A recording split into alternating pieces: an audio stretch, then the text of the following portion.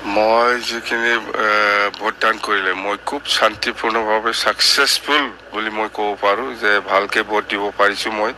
আৰু লগতে সকলো ৰাইজেও যিমান ভোটাৰ্ছ আছে সকলো জাতি জনগোষ্ঠীৰ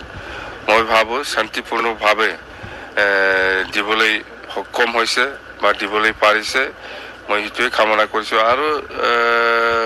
BTC বাসী ৰাইজে আজিৰ দিনত চবেই ভাবি আছে যে BTC বাচাৱাৰ স্বাৰ্থত আমি ভোট দিব লাগিব কথা সেইটোৱে BTC আজি ধ্বংস হ'বলৈ গৈ আছে BTC বাচাৱাৰ স্বাৰ্থত কাক ভোট দিলে এই BTC-খন বাচাব পাৰিব ইয়াৰ লাইনত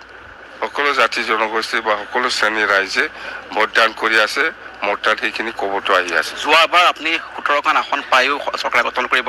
নোৱাৰিলে এইবাৰ তেনেকুৱা পৰিস্থিতি হ'বগৈ পাৰে নেকি নাই এইবাৰ মই ভাবা নাই যে আগৰ নিচিনা এই পৰিস্থিতি আহিব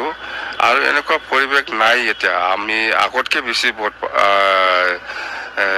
কিবাটো সিটটো বেছি লাভ কৰিম আমি আগতকৈ বহুত বেছি সিট লাভ কৰিব মুঠতে আমি ভাবাতকৈ বেছি সিট লাভ কৰিব আমি এবাৰ যেহেতু